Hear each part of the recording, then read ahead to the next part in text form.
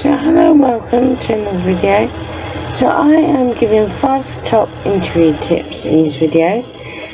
So the first one is get to know the job before taking it on.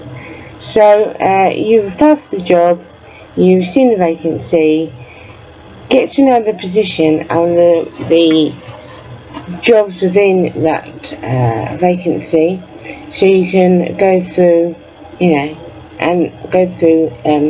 each item that they're looking for to help you, and write down answers, write down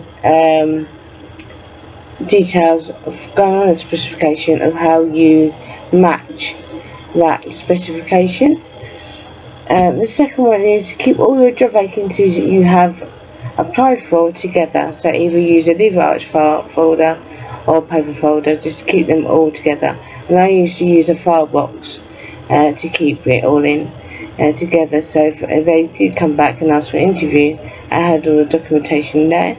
And always ask when they offer you an interview what you need to bring with you, if they don't put it in a letter or they don't tell you when they advise you that you've got an interview with the company. And then the third one is do your research of the company, to find out about the company, find out what they actually do,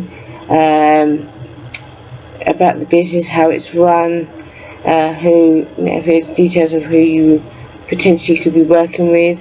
And it's just to help you when it comes to the interview to ask questions about the company.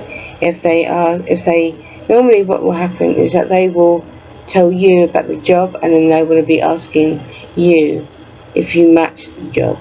So it's very important that you do some research on the company, so you can talk about their website and talk about the job and what they're looking for.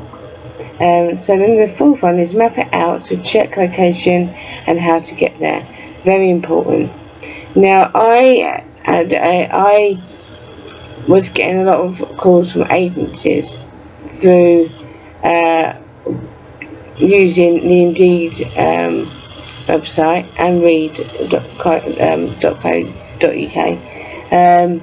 and you would get agencies find your CV, ring you up and say they've got a job going, and then I found out that to get to the job I had to book a cab to go to the interview.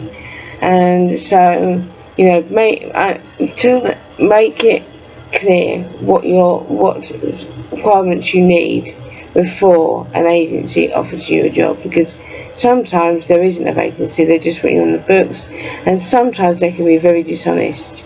And like the person that will help me get that job is Neverhead, and I had to get a cab to get there, and I told that person before of my job that I needed to be somewhere where I could get a train to or bus to. If I can't get there and I have to fork money out for a cab, then there's no point me going for that job, because I'm not going to be making any money, because I'll be spending it on travel. So if you do get agencies ringing you up, first of all map it out and you check yourself what it is, and secondly to work out how you're going to get there.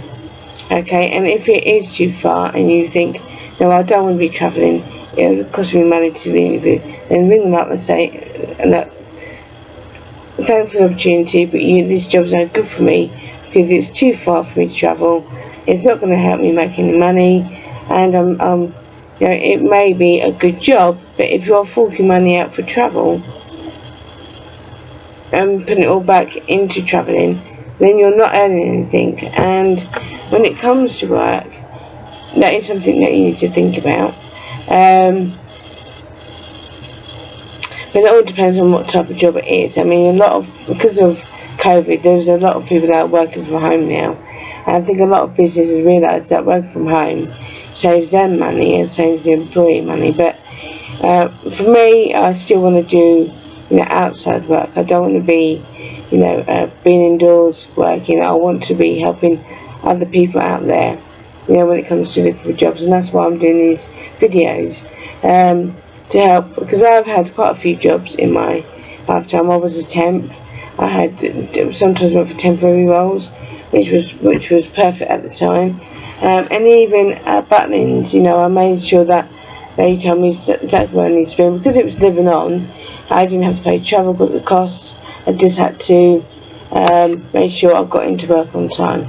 So check the location and how to get there. And if you find that it's going to cost you too much, even though you may be able to find. I mean, when you first look for a job, sometimes you do just need to take it to get the experience.